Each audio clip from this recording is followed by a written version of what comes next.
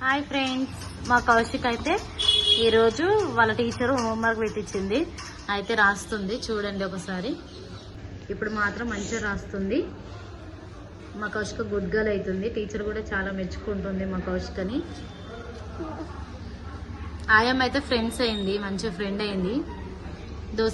దోస్త్ అంటారు. చూడండి మా కౌశిక సర్ది అయింది కాబట్టి నొస్తుంది, అట్లా ముక్కు నొస్తుంది. సరే ముక్కే కదా, మరి ఏమంటారు?